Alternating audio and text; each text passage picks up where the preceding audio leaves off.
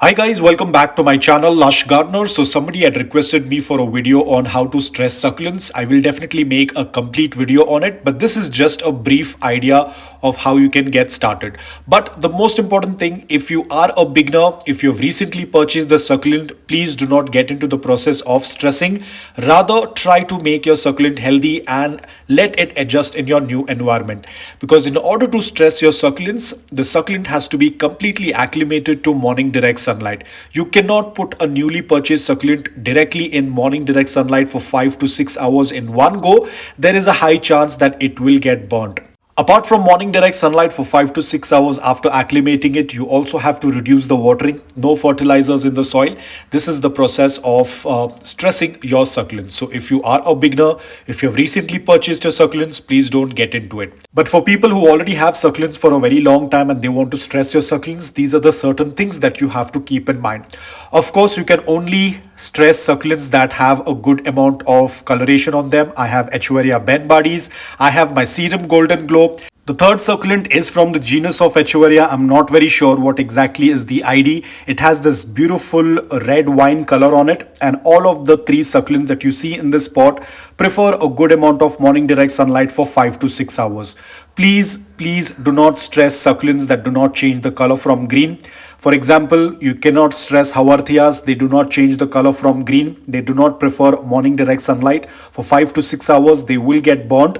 So only the succulents that have these intense color or succulents that have a good amount of farina are the succulents that can be stressed or that can go through the process of stressing in order to get that beautiful color. So one is that the succulent has to be completely acclimated to morning direct sunlight for 5 to 6 hours, and then you can start stressing the succulent. Now the tricky part over here is watering, because as I said, you have to reduce the watering. There shouldn't be any fertilizers in the soil, because when you stress your succulents, you do not basically feed it with any nutrients. Only that's when the colors will start getting a little bit intense. Now the tricky part is the watering. You have to have that limit wherein you know that your succulent cannot take it anymore with underwatering. That is where you draw the line. Now here, as you can see, my succulents, they are not extremely dehydrated or underwatered, but at the same time they are not fully hydrated.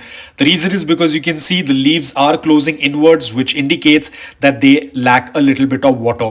Here is another example. This is my Echeveria aguides rubra, which I am currently stressing, and you can see that absolutely beautiful dark color on the crown area.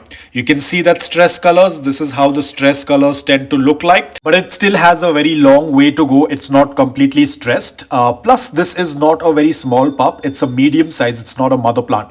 Now you can see, if I'm going to press the leaves, you can see there is water in the leaves. It's not too much, it's not too less. When I'm pinching the leaves, you can see they are a little rubbery, but they do not get wrinkles. This is how the succulent has to be when you are stressing them. You cannot have too much of water in the leaves. At the same time, you cannot have too less water.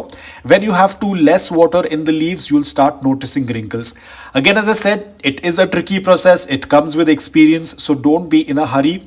Rather focus on keeping your succulent healthy. Always remember, whenever you are stressing your succulents, you are not feeding the succulent, you are not giving it too much of water, you're giving a lot of sunlight. So what's going to happen during the process of stressing? The succulents growth is going to reduce even more. As we all know how slow succulents tend to grow, so when we tend to stress them, that will even further reduce the growth of the succulent. So that's why the best thing what you can do is stress only those succulents that are in their dormant period. Now this does not apply to me, because in my city succulents tend to grow throughout the year. But if you want to stress your succulents, go with the succulents that are dormant, because in that process the succulent tends to stress faster because it's already dormant. Don't stress the succulent when it's in its growing period, or if you are from a place wherein the temperatures are very extreme, then please don't stress them, especially for people who are in locations where the temperatures rise really high during summers. Please don't stress the succulents. It's best to stress the succulents during winters, because that's when the climate is cooler. the water requirement is very less, so this tends to work out really well. But again, it all depends upon you and your experience how you can do it. So the one step of stressing, that is giving off morning direct sunlight for 5 to 6 hours or 6 to 7 hours depending upon your environment after the succulent is completely acclimated. This is pretty simple and straightforward. There is nothing confusing about it. But the next step, that is watering, that is a little bit tricky part, or that is a little confusing part. Especially with beginners, because understanding when the succulent needs water, when the succulent is hydrated, is a little tricky part. So I'm going to give you an example with 2 slides. So probably it might help you understand what the entire process of watering is. So here we have the first slide. Over here, as you can see, when I press the lower leaves of this succulent, you can see it's rubbery. At the same time, you can see it is showing signs of wrinkles. Now, the moment you notice this while you are stressing your succulent, when you tend to press the lower leaves and you start noticing that the leaves are getting wrinkled, this is where you stop your underwatering and you go ahead and water your succulent. Now, when I say water your succulent, you have to do a complete watering until the water starts passing through the drain hole. Now, if you ignore the sign, when you tend to see signs like this and if you still ignore it, this is called as underwatering your succulent excessively. Now, what's going to happen over here is the succulent is already giving you a sign that it is thirsty, it needs water, it has been taking up water from the lower leaves. If you still continue to ignore it, then what's going to happen is these wrinkles will start to increase more in number and the leaf will eventually start turning yellow and will dry. Then the leaf is definitely going to fall off. So the moment you notice this, go ahead and water it. Don't be worried.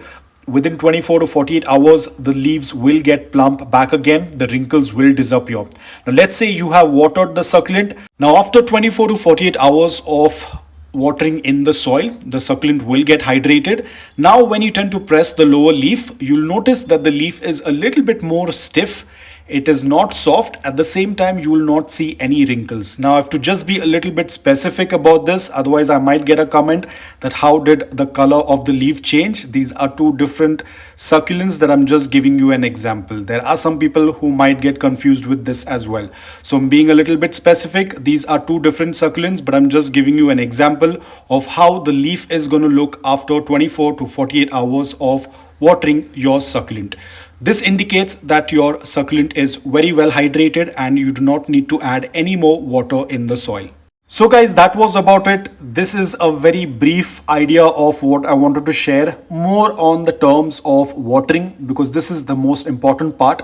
Sunlight is pretty easy. We all know how to acclimate our succulents and how to offer them a good amount of morning direct sunlight.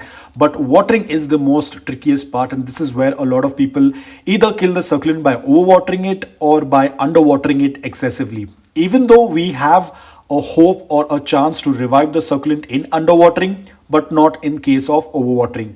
So always, whenever you are watering your succulents, at the initial stage, when you're just starting off, you do not have much idea, the best thing is to just touch the lower leaves from the sides. Do not touch on the leaves, because if the succulent has farina, that will get disturbed.